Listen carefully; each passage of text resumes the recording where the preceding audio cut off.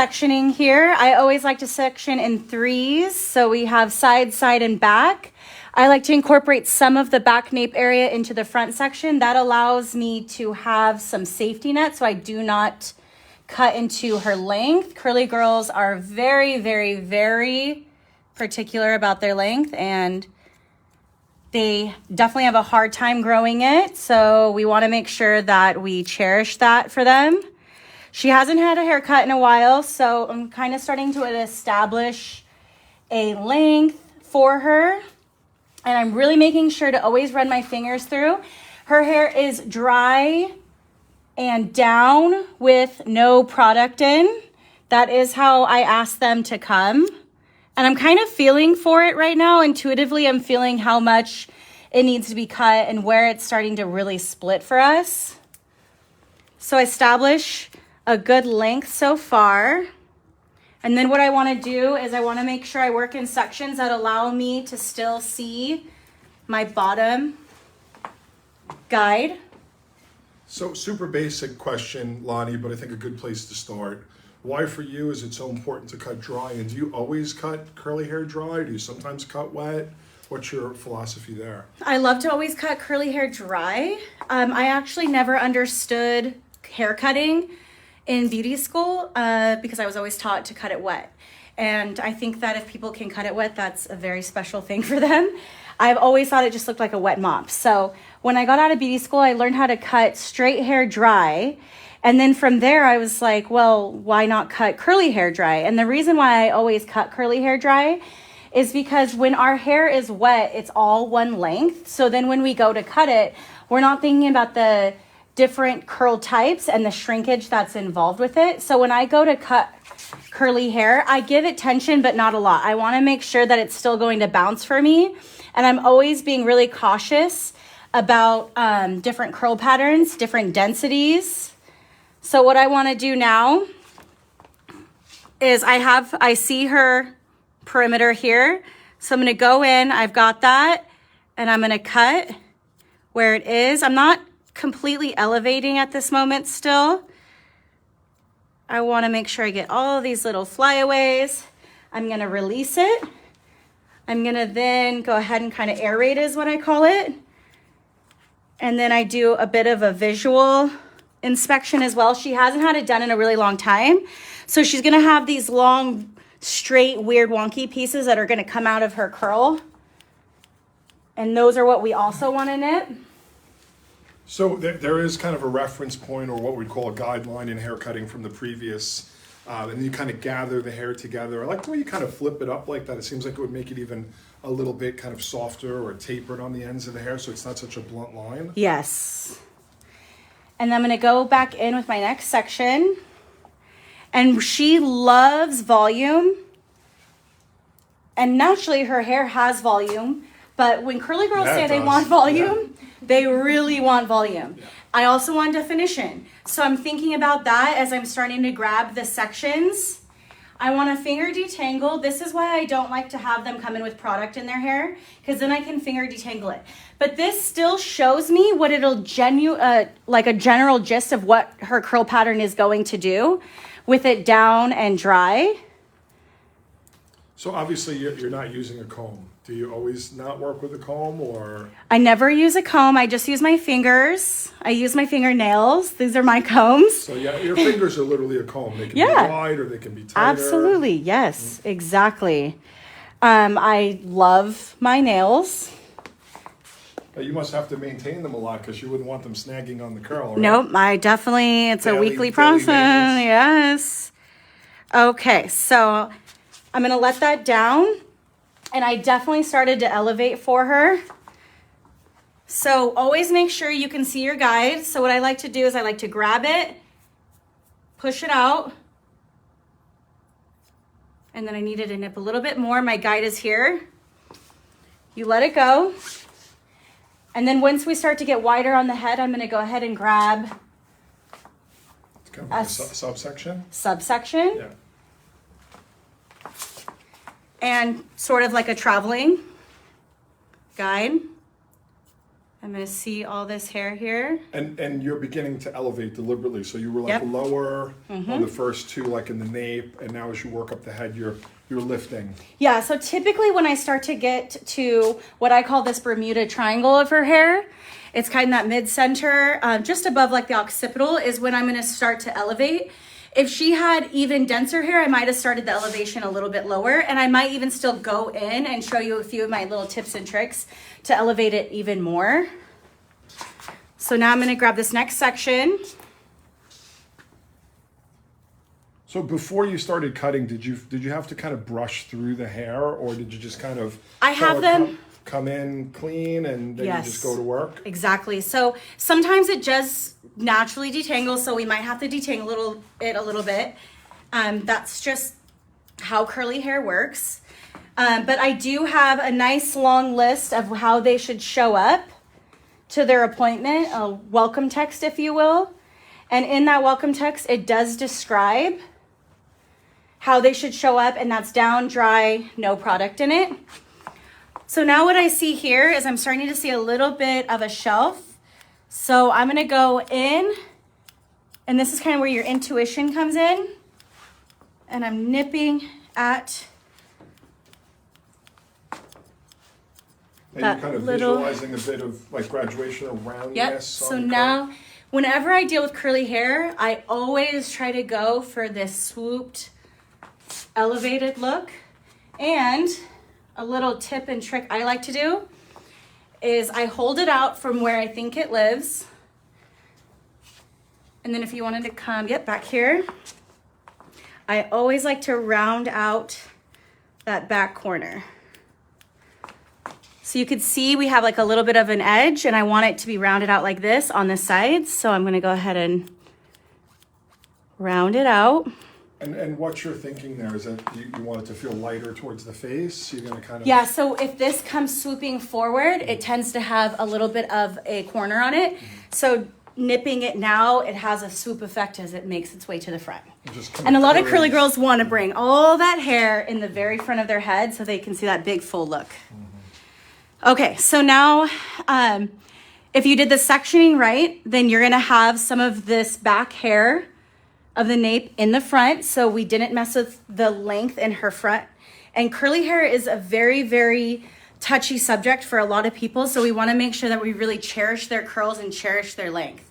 So I'm really making sure that I know everything about her head before I even start cutting her hair. It's super crucial.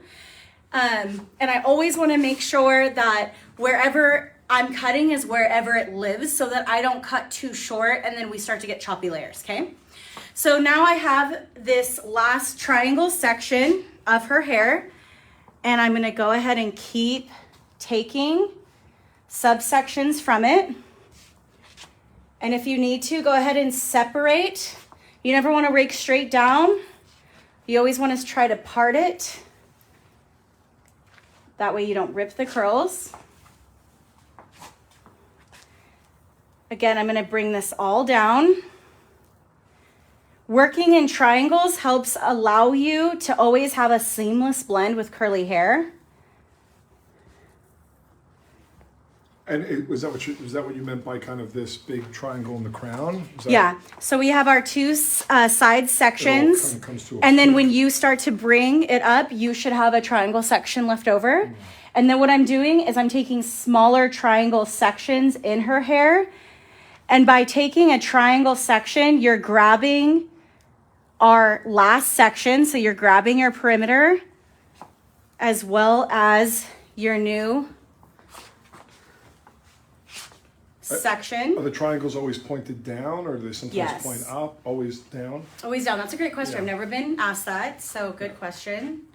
Always down, now that I'm thinking about it. It seems like there'd be more new hair on the top and then like less of the old hair to kind of blend to make it more seamless. Exactly. There you go. Yes. Okay. Always make sure that you can see your guide. So if you're just starting to work with curly hair, take way smaller sections because you want to make sure you can see your guide, okay? So there's my guide, and here's all the hair that we want to get rid of. So if I'm going to cut this, I'm thinking about shrinkage. I'm thinking about lots of things with it. I'm elevating it so that she starts to get even more roundness and shape. If they want longer layers, you're going to hold it here. And as you hold it here, you're going to cut less off. If you bring this up, she's going to get a lot more layers. And truly, a lot of the times when you're cutting curly hair, they're paying you to not cut a lot off. They're paying you for the shape because it took so much precious time for them to get their hair to grow. Okay, so we have our perimeter. So we're gonna go ahead and nip that. So a couple questions. By elevating that area more, do you feel like that's gonna create more volume? Yep. And if she wanted her hair to be more condensed and flat, would you have kept it a lot lower? Yep, absolutely. So now what I'm doing is I'm building up this shape for her so that she's gonna get this big voluminous volume and rounded out shape, and you'll see that on our next model. So now what I'm gonna do is I'm going to grab another triangle. It is some of our first triangle, and it's the side section as well as our perimeter.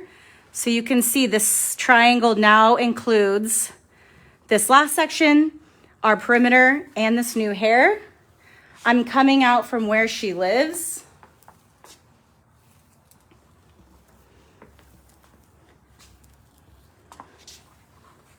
Elevating it at the same degree. And then cutting that off. I noticed setting it down. Like in the outline, you were kind of bunching it together, maybe the way you'd hold a ponytail. Yeah. Now you're kind of more like through the fingers. Mm-hmm. Does that make a difference, or just help you with the elevation? Helps with the elevation. However you need to hold your fingers so that, because curly hair it's wild, and her hair is big and it's frizzy and she's got a lot of it. So really you want to make sure you just have control of the section in your hands. Yes, good question. So guys, if you're just joining us, I wanted to catch you up. Welcome to Hairbrain Live. I'm your host, Gerard Scarpacey. We are back live in person again. This is going to be a big thing for 2023, visiting great educators. Today we're with Lonnie Lafreniere. You guys probably know her as Desert Curl Studio. She's an educator and very, very well known on Instagram for teaching about curly hair, specializing in curly hair. She's got a long relationship with Inner Sense Beauty, and that's where we are today. We're at the headquarters here in Northern California. Beautiful facility, beautiful people, and wonderful products. We're gonna learn a little bit more about that. And Lonnie, I wanna get back into the haircut, but I want you to tell us why you've chosen to work with Inner Sense Beauty. What about this brand appeals to you as a hairdresser and as a person? So when I first learned about doing curly hair, I learned to stay away from sulfates and silicones. Sulfate dries out the hair. Silicone is going to coat the hair with a layer of a liquid plastic, and then your curls won't get water.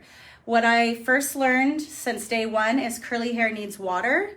That's what moisturizes the hair. So if you're using products that don't allow water to your hair, you're going to always get a buildup. Whether that buildup is immediate or over time, you will get buildup, and then thus it's blocking out the moisture to the hair. So when I first learned about that, I wanted to know what products did not have silicone in them. And then I was just at a class and they taught, and Greg and Joanne, the founders of Inner Sense, just literally hairdressers, wholesome, nice people, just really breaking through in the world of products. And organic spoke to me because I definitely in the beginning of my career had contact dermatitis on my hands. I didn't think I could do hair again because I had such rashy, itchy, bloody hands. And the moment I started using Inner Sense, it went away. So it's all about what the hairdresser, also what we're using on our hands every day, that also counts. We need to think about our health and our safety. And then really, what are you recommending to your clients to go home with, and what are they putting on their bodies, hair and scalp and face every single day? When we shampoo and condition our hair, that shampoo and conditioner runs over our entire body, including our face. So what are we really running through our bodies? Organic just spoke to me, and Inner Sense spoke to me. I'm their very first educator. I've been with them for about 6 years, and they have never wavered on their mission. They've never sold out. They've never degraded. their products or diluted their products in order for it to be cheaper or anything. Their mission's always been the same: to create wellness for the professional and the consumer. And then when something performs for you on every single hair type, you kind of become obsessed with it. It is a great story and such an interesting brand. And for us at Hairbrain, we're getting to learn a lot more about it. I did a podcast with the founders, Greg and Joanne. They're both hairdresser background and long seasoned pro beauty people. And one of the things that sticks out in my mind, because I've been doing this for a long time, I never spoke to anyone who talked about making products that were healthy for the hairdresser. I've always heard, we have to make sure that it's organic and non-toxic, and you hear that a lot, but to hear it first, we were thinking about hairdressers because they're the ones that are using it every day, all day, and then of course that'll go down, have a trickle-down effect to the client. We could talk about this stuff a lot, and we will, and check out the podcast anywhere you guys find podcasts or on YouTube. But let's get back into Lonnie's lesson. I know that's what you guys are dying to see more of. Okay, so we have our last little triangle section of this back section. So that's how I know I sectioned right. And this is where we're gonna get a lot of pop. Believe it or not, sometimes this last, wherever her parting is, and I asked her, where do you part? That's very important as well for curly hair. I like to always cut on the part. She always does it here. I asked her, does she ever go the other way? No, it's always here. She doesn't do it an exact line, but she always puts it in this general area, so it's almost kind of like a flip. So here's her part. This whole kind of 2 inches around her part line really is the moneymaker of a lot of the volume that you'll get from curly hair. I've got my triangle here, and then I'm going to create another triangle below, so we're creating a bit of a diamond. Shine bright like a diamond. Like a diamond. I love that. Okay, so now I'm going to elevate it even more. I have my guide, and I'm going to go ahead and nip. And I'm going to bring that down. You could see immediately when I brought that down, we're really getting this beautiful shape going on. And this whole time through this cut, I'm seeing little stray pieces because it's been like a year and a half for her. So that's what I'm nipping. You can easily cut too much on curly hair, so I'm really making sure to just get this silhouette of little pieces and flyaways I'm seeing. Yes? I know we touched on this earlier, but Kim Avina must be just joining us, and they're wondering why dry. Maybe you could touch on that again? Yes. So when you cut curly hair dry, you're cutting it in its natural state.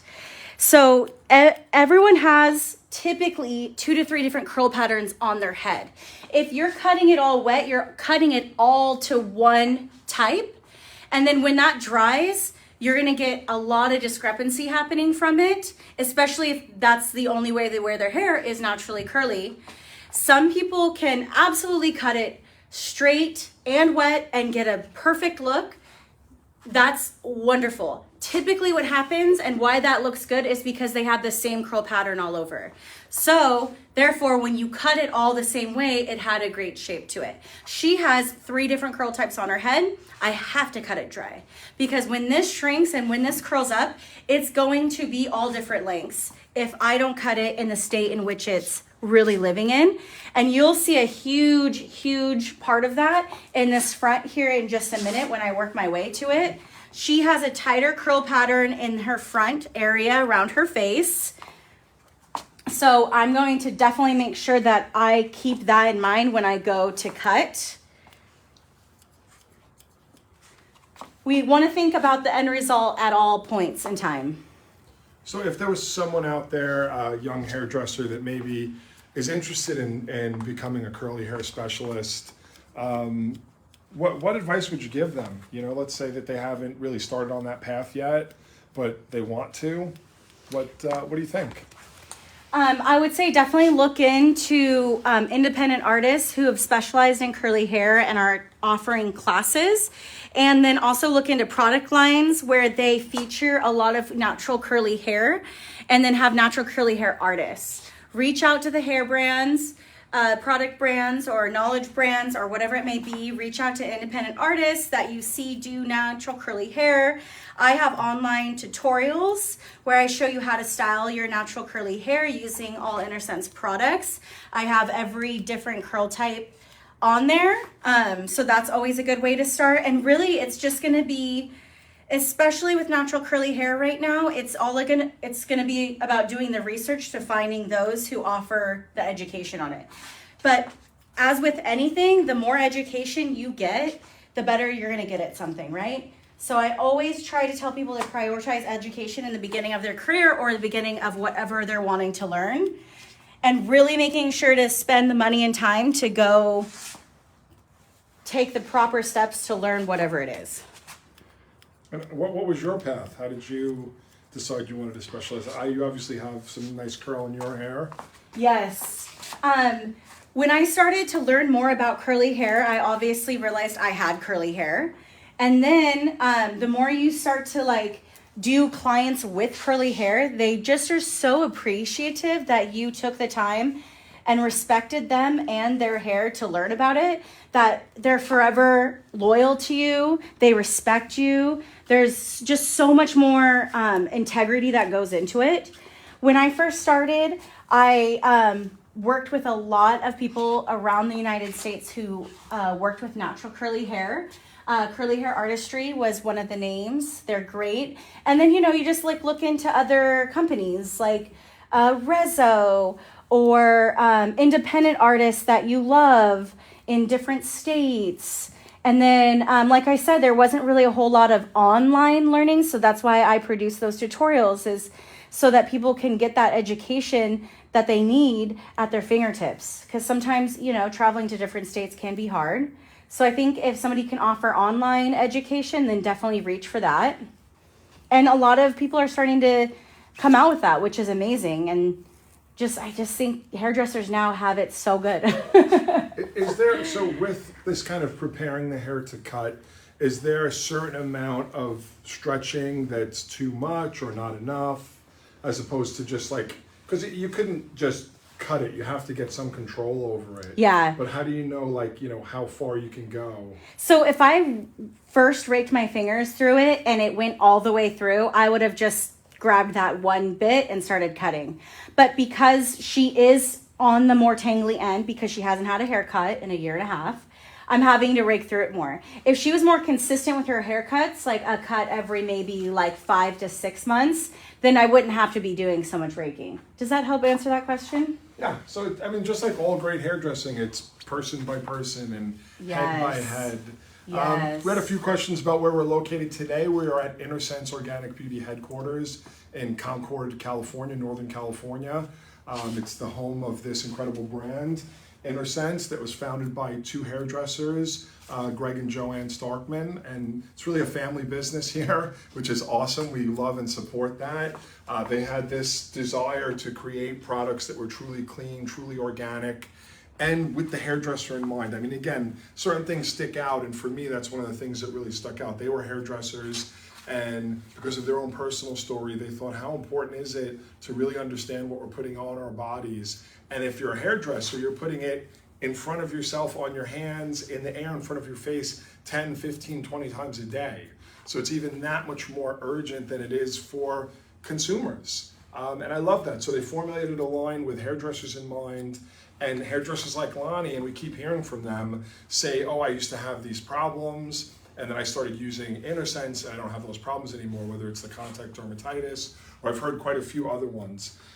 One of the things here, before we get back to the haircut, that has kind of stuck with me is this never any list. So you mentioned that, Greg and Joanne have stayed really true to the InnerSense kind of code of ethics or whatever. And I think this kind of boils it down. Can you talk about the never any? This has to do with the ingredients that are in here.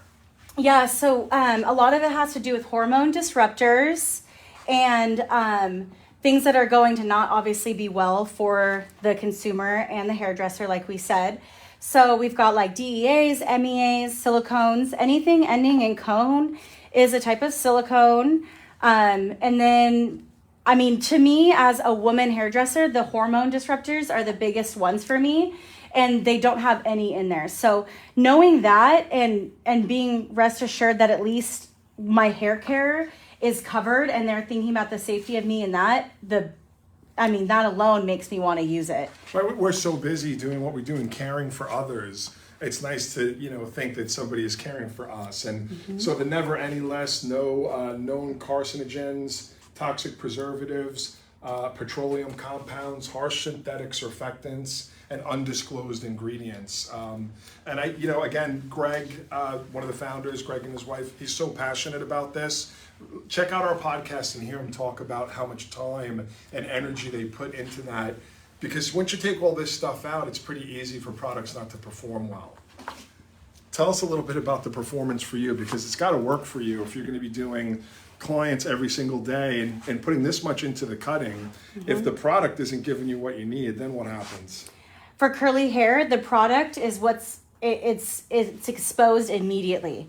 If you have natural curly hair and you put a product in that does not perform, curly hair shows it in the very second you go to dry it, or the feeling in the shower. You're going to get that frizz, no definition, or you're not even going to be able to brush through the hair. So again, like I said, it's very concentrated and everything has a really good slip to it. So performance is literally everything for curly hair. We can spot a non-performing product, like the moment we rake it into our hair. Product. Yeah.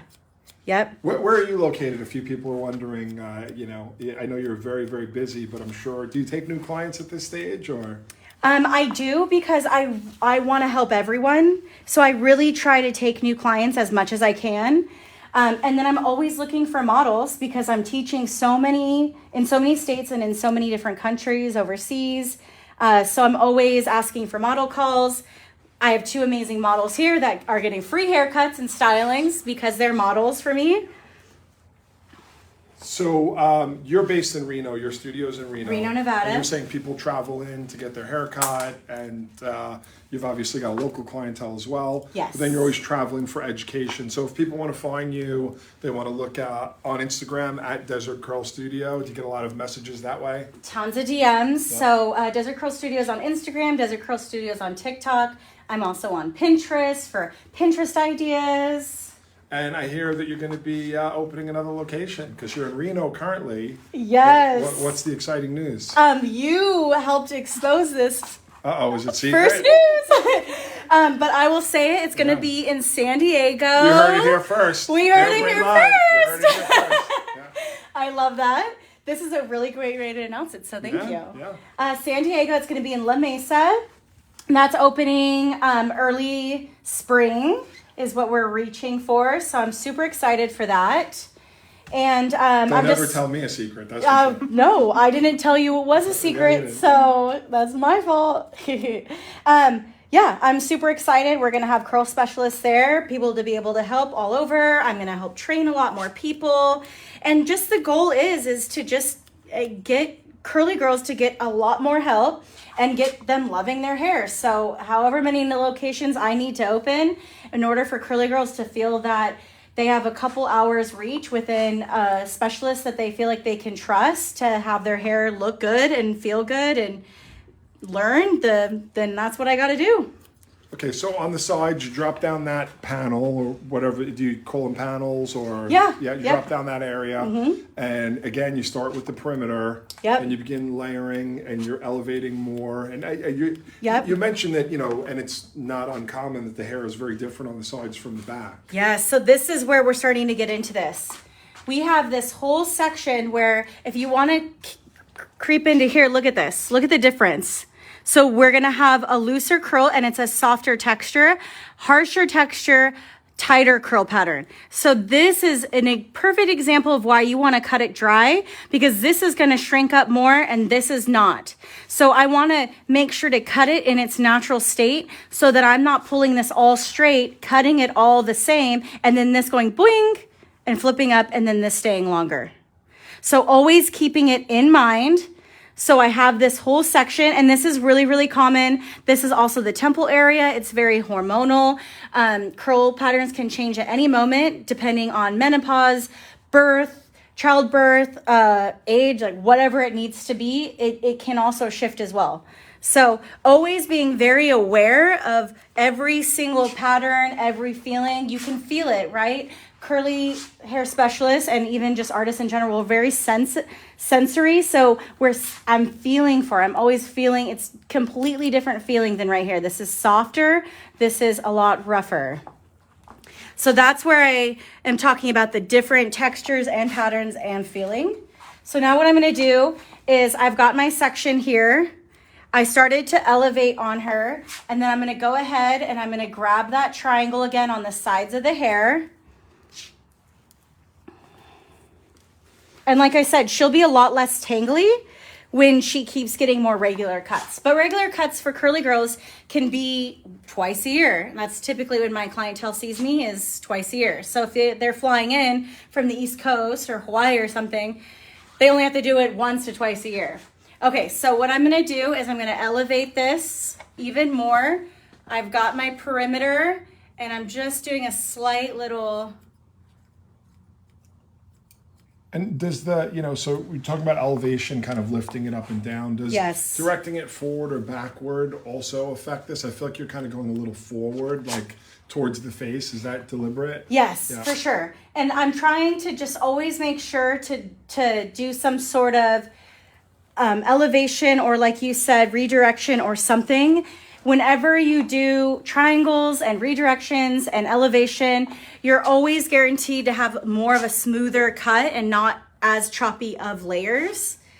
So what I'm doing is I'm taking another triangle section and I'm cutting into there, letting it down. We're starting to see that whole buildup. So that same shape we saw in the back is where I want to see in the front. Taylor Jameson is wondering, is the back and the sides, are they connected? Are they incorporated together? Or do you treat them as two completely separate things? So I will start to grab sections from the back and pull it forward and make sure that it all cohesively works together. Yes, absolutely. So that would, again, maybe even round that corner a little bit more. Like, because like you rounded it in the perimeter. Yep. But the inside, by lifting it and pulling it forward, if there's any like little stray hairs, it'll round it and blend it into the sides. Yep, exactly. Okay, so now I'm going to let this section down. And sometimes too, if you're just starting to do curly hair and you're really starting to get overwhelmed or confused about it, what you can do is go ahead and take that section, finger detangle, bring it down. And you're going to already start to see what you should cut based on what the bottom is to the top.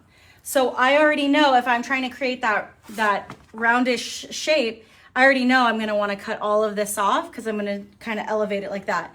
So it just helps you not be so overwhelmed. I think a lot of stylists get really overwhelmed with natural curly hair and think like it's just a lot. I mean, her hair is a lot and you can get really overwhelmed with this cut if you don't know what you're doing. So just making sure, like sometimes visual really helps, right? I think a lot of hairdressers are very visual learners.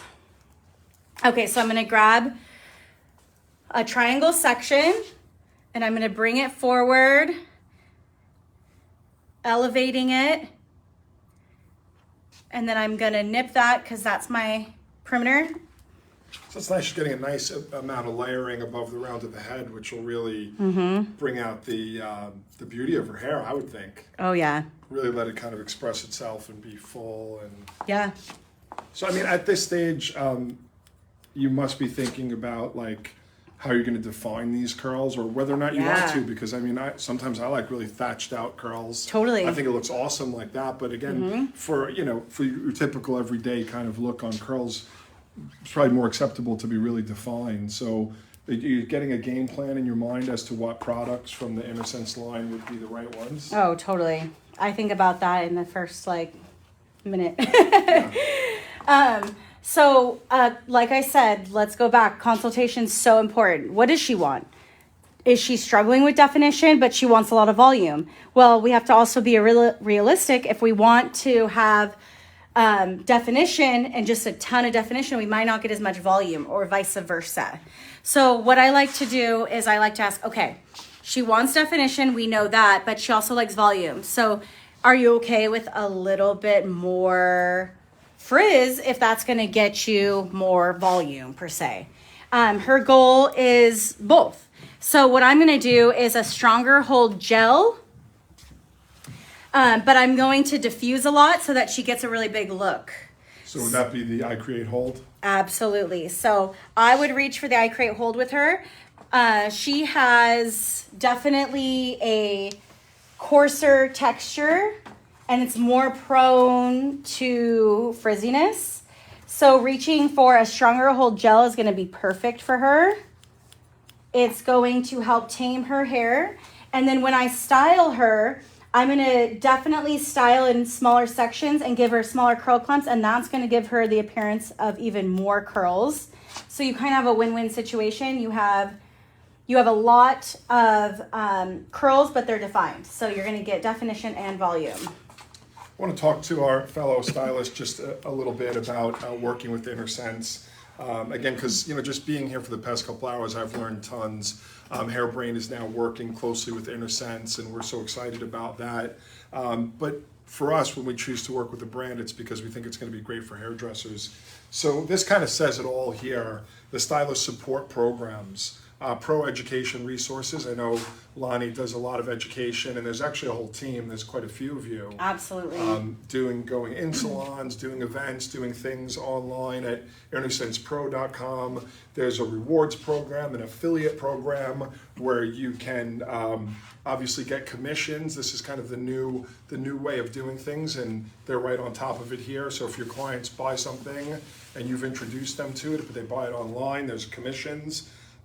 It's a direct partnership. There's no distribution here. So you're working directly with the family and the people behind the brand, and tons of other stuff here. If you guys are interested, head over to the InnerSense.com website and check it out. Just Google InnerSense Organic Beauty, listen to our podcast, and learn more. Yeah, it's amazing. There's educators that teach literally everything. There's no exclusivity. It's not just a curly hair brand. No. Yeah. So I always say that InnerSense isn't a curly hair brand. It's an organic hair brand. And it just happens to be amazing for curly hair.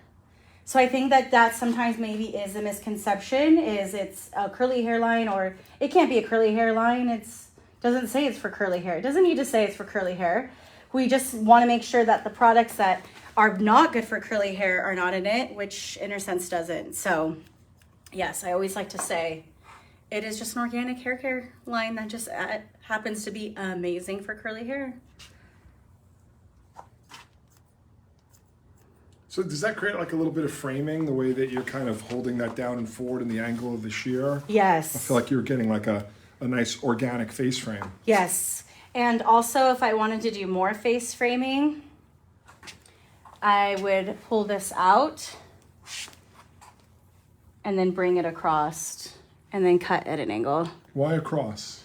So by redirecting it like that, you're going to get that smooth transition of the face frame from shorter to longer. It'll just taper in and you won't get any kind of defined hard line. Yep. And I always like to make sure to then place it in the way it's going to be, right? How it's going to live. So she's going to wear her hair to the side like this. And I love to just step back and look at the angle I've already created, which is amazing. Getting this whole elevation here. I step to the side, make sure I step to this side. So all around, I love to look in the mirror and look at the silhouette. So I'm just always working my way around and looking at the shape. Yeah, there's no lines anywhere, and it just seems very kind of seamless. And the shape, it's got that graduated perimeter, and then it goes into the layering. Mm-hmm. So again, I'm on my last section. I grab my triangle. And then I'm going to elevate this more up because we want to make sure that she gets a lot of volume. This is still a little bit of that looser pattern in here, so I'm going to elevate that a lot more. Found my perimeter and I'm going to cut. And then where she's tighter, I want to be super aware of that, and I might elevate that lower because she's going to get a lot of shrinkage. So vary the elevation depending upon the shrinkage. A little bit less layering, more weight where the hair shrinks more. Yeah, so I'm lower in elevation and then I'm nipping it. So a lot goes into it. I mean, we're showing little bits here, and luckily you have another model, and we're going to get to show some of the finishing. Yeah. But how much time do you spend with your clients? And like, you know, you're not just like, okay, it's a 35-minute haircut or a 45, you know, there's multiple steps to the process, the shampooing, the cutting, the styling, the after cutting. Great question. And how do you price that? There are a few people wondering, and I know, listen, everyone prices different. Absolutely. But without even saying a specific number, do you think about it a little different? Instead of just like, oh, I'm selling a half an hour, so it costs this much. Do you have to think about multiple increments of time? Yes. So I have them text me pictures of their hair. I think it's really crucial with curly hair because it can all take different amounts of time. I have her describe how much density she has and then have her take a picture and send it to me. That helps allow me to see how long it's going to take. Now, if she showed me her hair in a picture, I'm going to book 2 to 2.5 hours for her. And that's just for a cut, wash, and style. And I make sure to take my time. And if you need longer, if you're just starting out, I would say 3 hours, 3.5 hours if you need to. And then as a stylist, you should be somewhat aware of how much money you need to make hourly in the salon in order to profit and actually make money from it. So hopefully you kind of have a general gist of that. What I like to do is I like to have a general gist of how much I need to make an hour. And then on top of that, I also determine how much education and how much time and money I actually spent in order to get the education I needed in that year in order to do her hair. So I prioritize education. I think it's extremely important. I teach a lot, but I also go to a lot of classes, and that obviously helps me be able to do her hair better and more.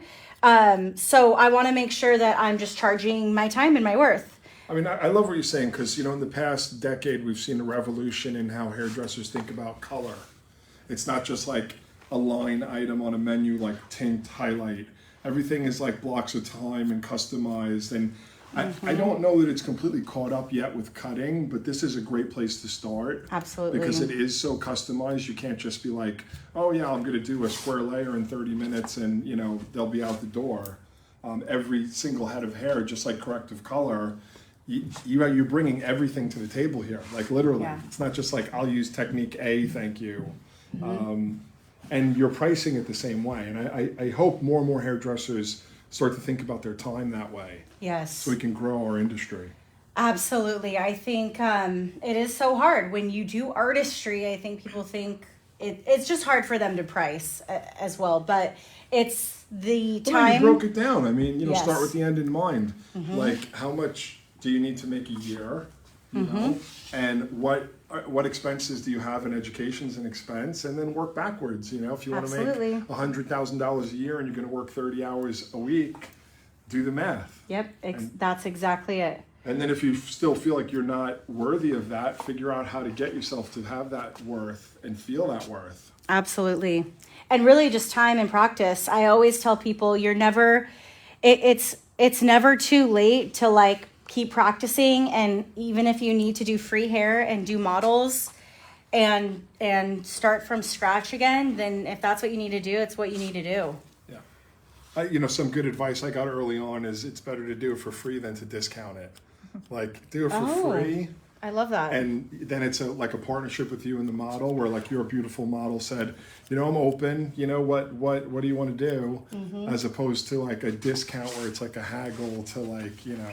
Yeah. And it's just, hey, you can be my model, but I needed a certain amount of openness from you. I have waiting lists. I have plenty of people wanting to get into me, and I will still do hair for free. Yeah. It's a different experience. It really is.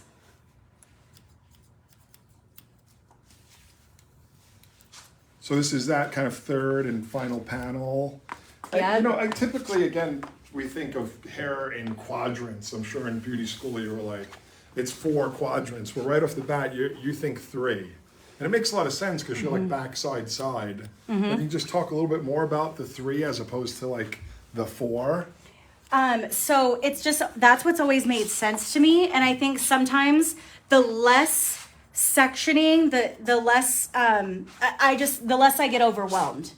And I'm just thinking, okay, well, when people look at her from the back, that's a section. When people look at her from her left side, that's a section. When people look at her from her right side, that's her section. And I try to always keep the hair in the way in which it lives. So less sections makes more sense when you're trying to keep the hair in the way in which it lives and in the direction it likes to go in. Now you mentioned it was important for you to cut with the natural part. So I think you're on the side with a little bit less hair. This is like do you have to think about this side any differently than the side that had more hair in terms of the parting? Absolutely, yes. Because you have to think there is less hair on this side for sure. I just make sure that I'm starting to get a balance of the elevation. Keep that in mind. But you don't have to put a ton into it. It really isn't a ton of thinking. You're still gonna cut it.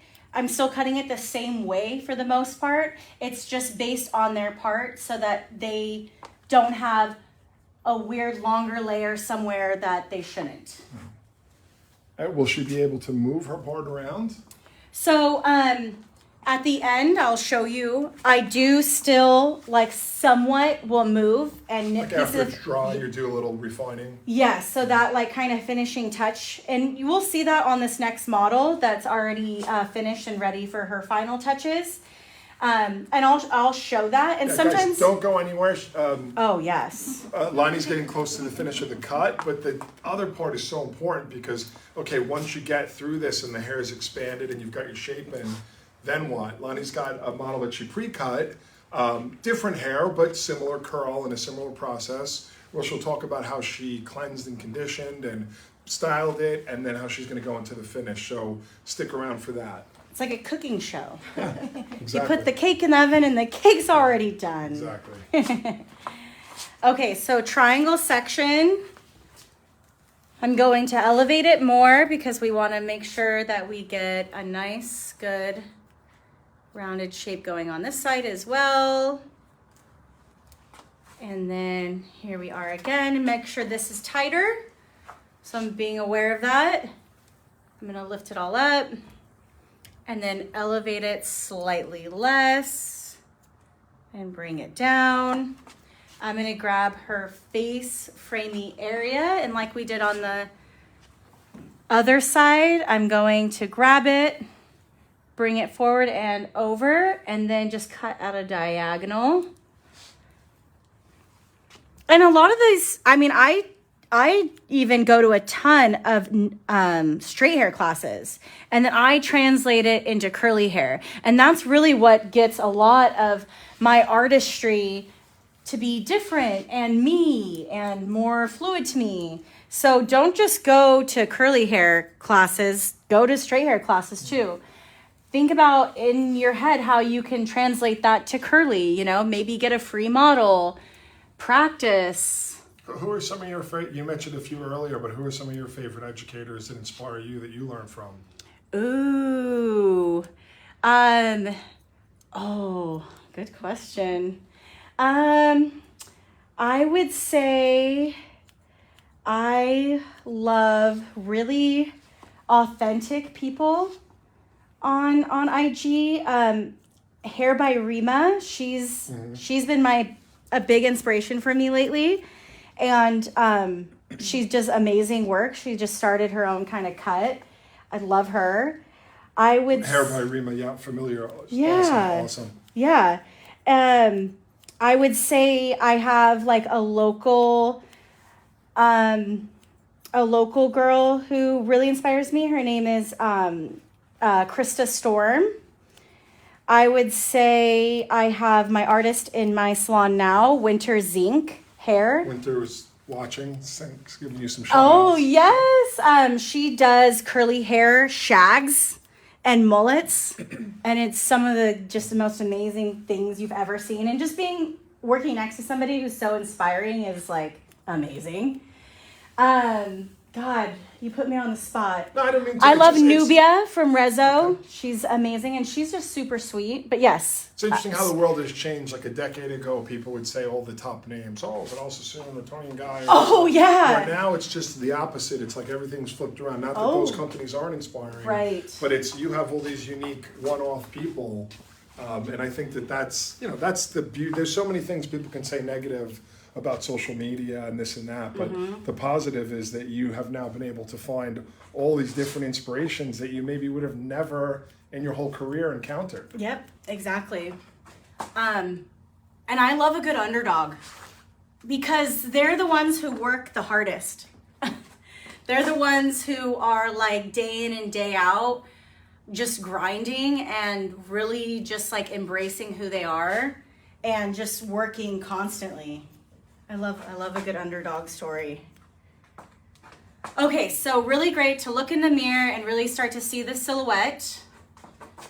Again, just kind of nipping pieces that I feel aren't in the silhouette, but I'm always keeping in mind where my perimeter is so that I'm not cutting into that, okay?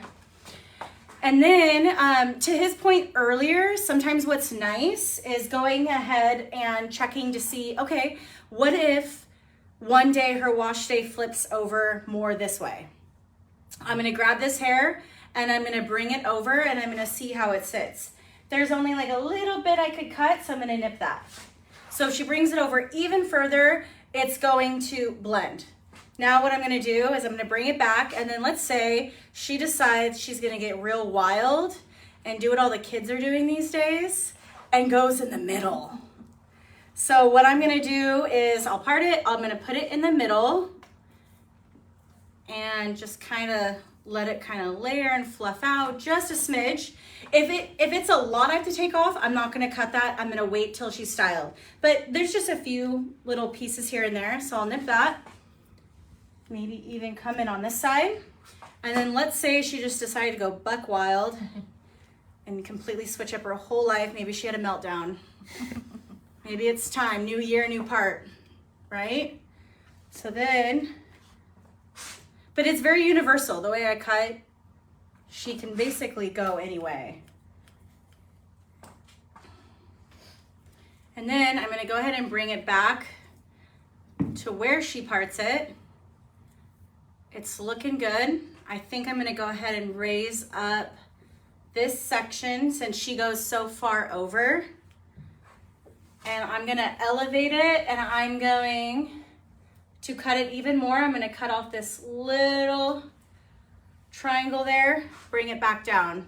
I mean, sometimes you have to layer the light side just a little bit more, yeah. Because you have all those cascading layers on the thicker, heavier side. And she has way tighter curl pattern that flips over more here. So that's gonna bounce it even more. Yeah. So this will help it match a little bit more. And I just did that by visually seeing that. There's nothing crazy that's going into this. I visually saw it probably needs to come up more to balance out, and then I nipped it. The thing that helped me understand that the most 30 years ago as a young hairdresser was like men's hair. Like if there's a side parting in men's hair, and the one side has a long distance to travel, if the other side is the same length, it's like hitting the top of the ear. Yes. So it's got to be like shorter or asymmetric to appear symmetric, which sometimes is hard for people to digest. Okay, so my one last little finishing touch I love to do is I'm gonna have them actually stand up. So go ahead and stand up for me. Drum roll, please. And then come over to me. So now what I'm gonna have you do is just slightly stand and tilt.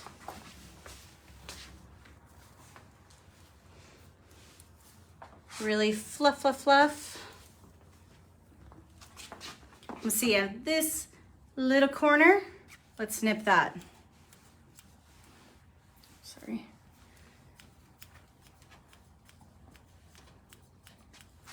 I'm gonna have her slightly come, like, perfect. Forward, so her head tilted. Again, seeing this silhouette in the front. And then to the side. So this also, don't have her flip. She come Come on. And then you're just gonna ever so gently tilt. Perfect. So if you flip, then you're gonna get all this hair over here, over here. We don't want that. We still want it where it lives. So I just have them gently tilt. And then just slightly forward. Yes, perfect. And you'll get a lot of these long, straight, weird pieces when you've gone a really long time since your last cut. So that's what we got going on with her.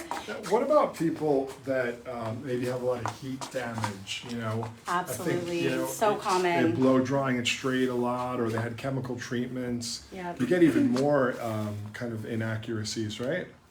Yeah, so I still cut dry. I still cut with them down and as embraced as possible. Tilt slightly. So I'm going to make sure that I cut almost like I did with those front pieces, where I know it's curlier from here to here, and then where it's straight from here to here, I'm gonna cut less. I like to go ahead and cut a little bit and then style them, because you'd be surprised sometimes when you actually style their curls, how much curl might come back to those straight pieces or how much might not. And then that's where the term the big chop came in, right? It's unfortunately women who need to do a big chop and get all that straight off because it's not salvageable and they want to embrace their curls again.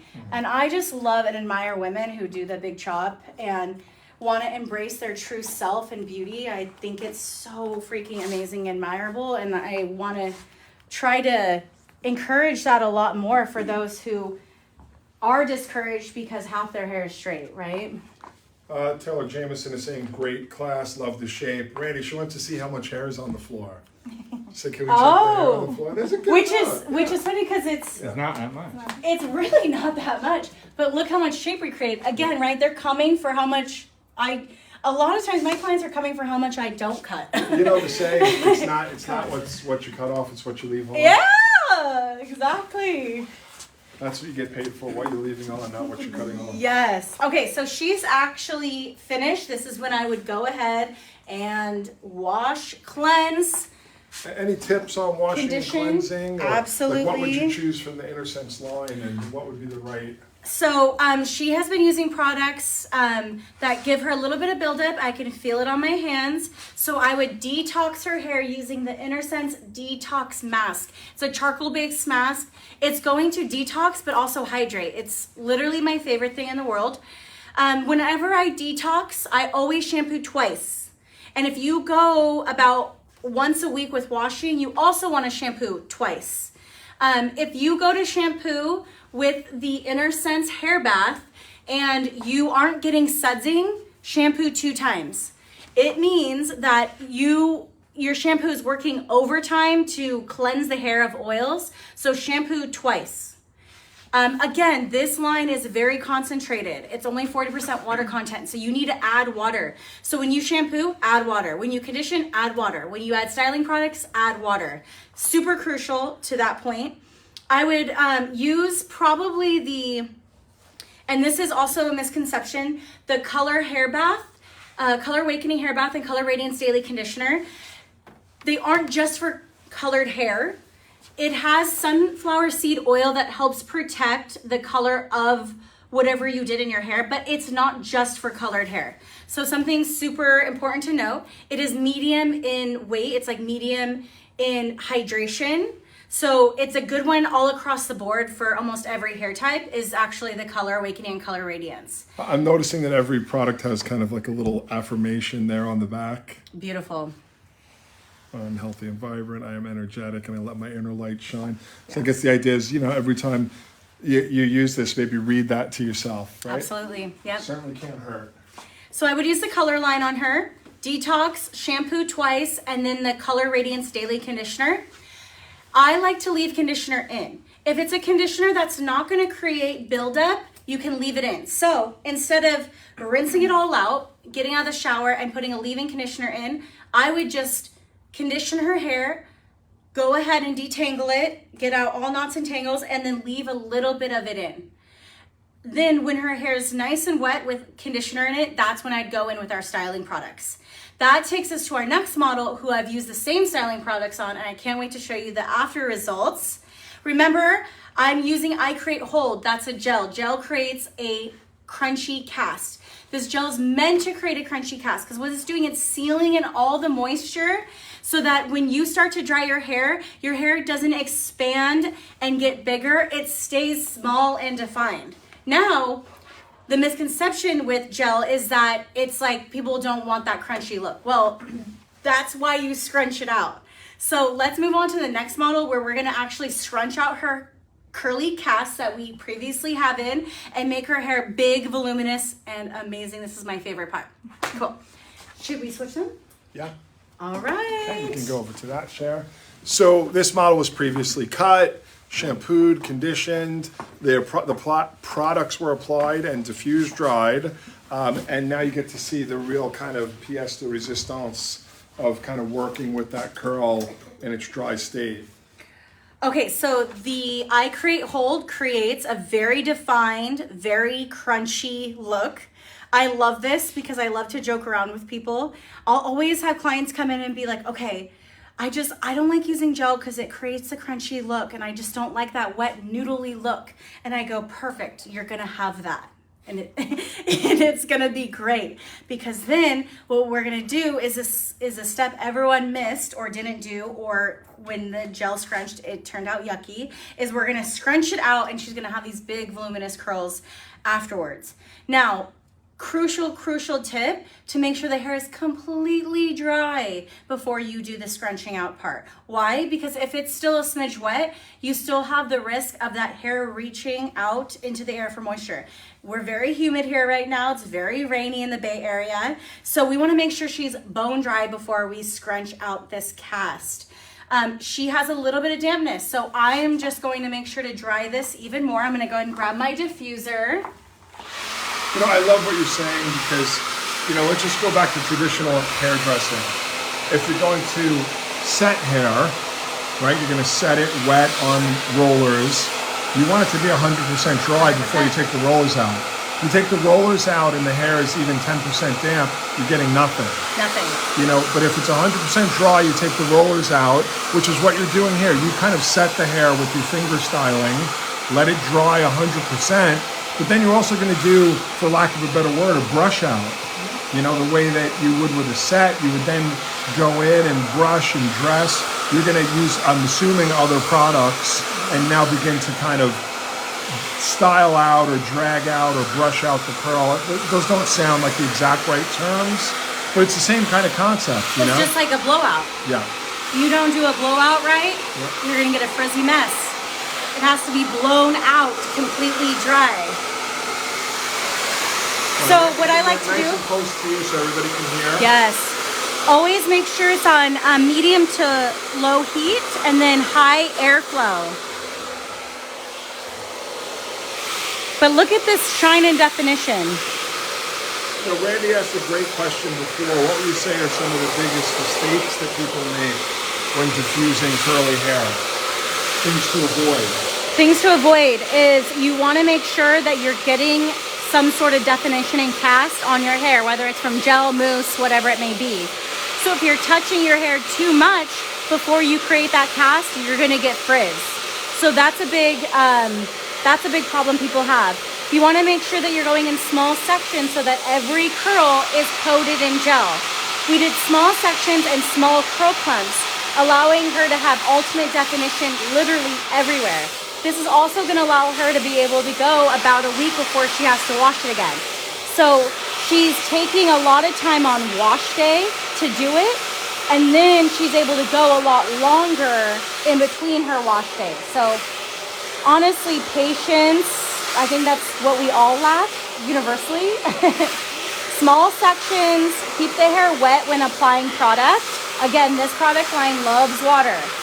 So knowing how much water content is in the product, styling products you use, and how much to add is really important. And this line is very concentrated, so don't be afraid to use a lot more water in your styling. So you were saying some products have just a lot more water in them. Yes. And in a sense, has less water, so the actual ingredients, those pure organic ingredients, are more potent. Absolutely, yeah. I think a lot of times stylists think that organic products don't produce well, and a lot of times that's because they're full of mostly water content. You're not getting the actual ingredients that will do what it needs to do for the hair.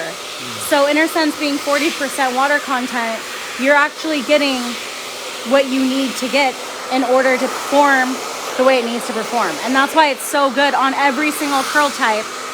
And I literally have every single curl type that walks into my salon. And what about the type of diffuser? I know you were very particular about the shape or the style of diffuser. Yeah, Can you tell us a little bit about that? Yeah, I love a smaller diffuser because then you can almost kind of have it be like pencil work. You can really get into the areas you need to get into. There's more artistry involved in that. As a consumer, a smaller diffuser is also good because then you're not overwhelmed by a big piece of something. You're able to have something small and obtainable. And then I like to make sure it has a bowl into it so that curls can collapse well in the bowl.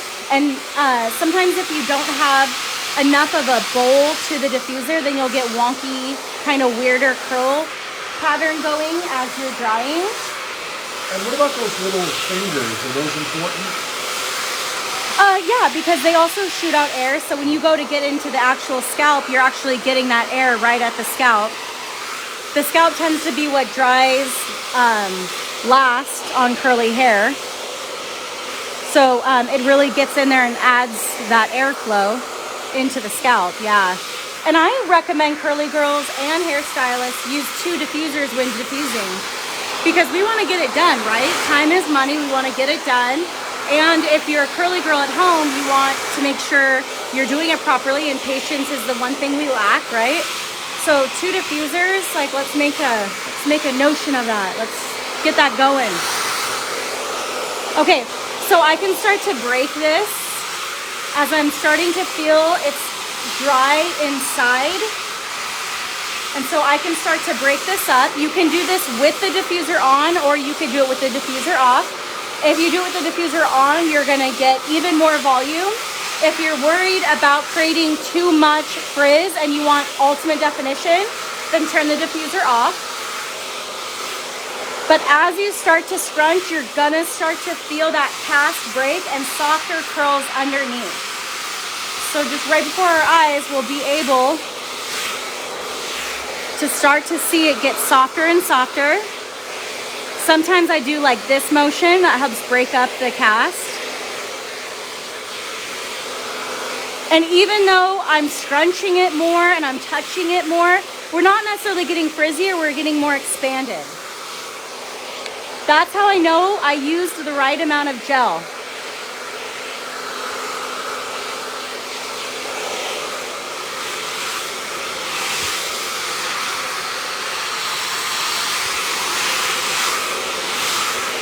If it's starting to get really frizzy and undefined at this point, then you didn't use enough gel. You didn't create enough of a crunchy cast, or you didn't use enough foam, or you didn't use enough mousse.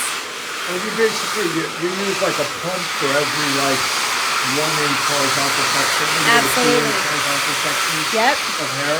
Yep. So maybe 1, 2, 3, 4, 5, 6 or 7 pumps for the whole head. Does that Yep. sound right? Yeah. Yep.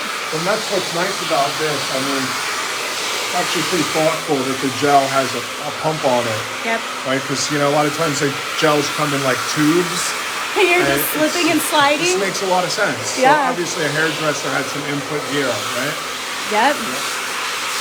That's why it helps when a brand is founded by hairdressers. Absolutely. That's exactly what I was just going to say. Yep. They really have us in mind, which is, they don't have money in mind. They have us in mind. That was their whole mission to begin with. I feel seen and heard. I feel... Isn't that kind of the new line of business? If you can really provide for a group of people, then you can have success. Like if you think, how do we make money? Then you always end up just like the dog chasing its tail. Absolutely. But it's like, okay, these are my people. These are hairdressers. What are their needs? What can I provide for them? How can I help them? Then the money follows. Yep. Yeah, that was a quote I learned in the beginning of my career is don't do it for the money. The money follows, like we just said. Okay, so it is rainy here. So I'm going to go ahead and reach for something that's going to act like a humectant and keep out her hair from reaching for moisture in the air. This is the inner piece whipped cream texturizer.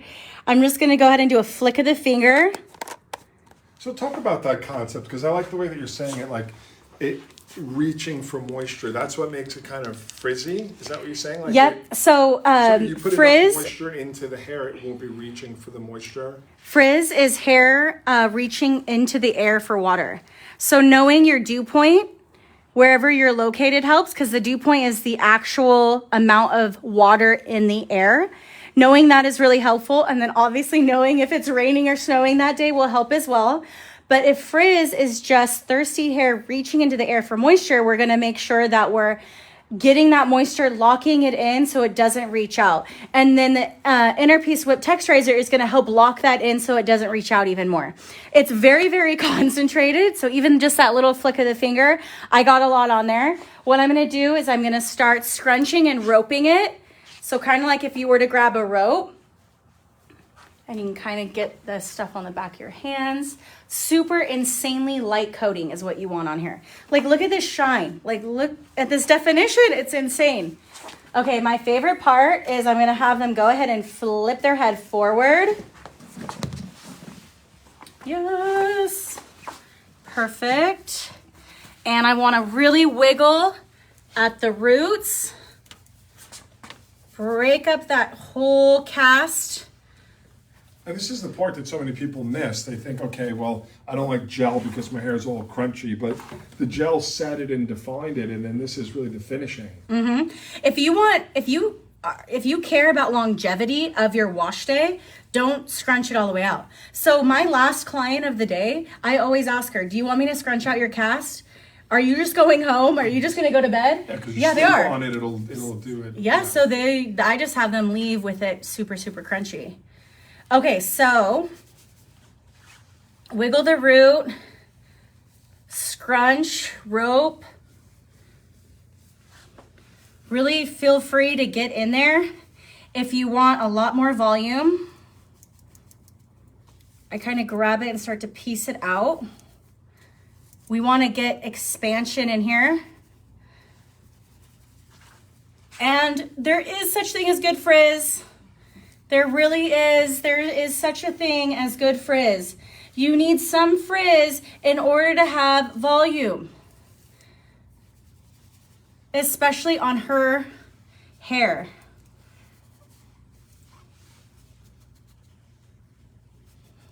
And as you can see, we're not really getting frizz. We're just getting a lot more expansion happening. And then what I'm going to do, dun, dun, dun. Blow it around a little bit. Blow it around a little bit. Again, what is your client's mission? That consultation for curly hair is so important. She wants definition, but she also wants volume. Okay. And then I'm going to reach for the I Create Finish. This is their pump hairspray. They do not have an aerosol hairspray.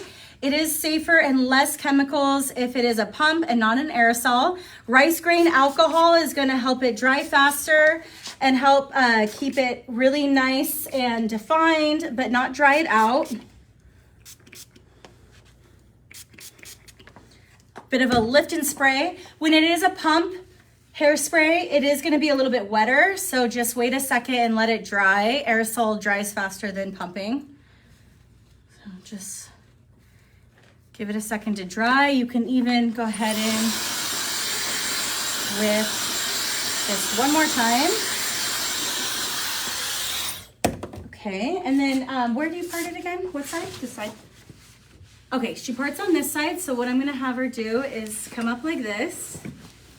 And then we're gonna come to this side with it. And now we have definition, volume, shape. How is that? That's great. How do you like it? I love it. Thank you.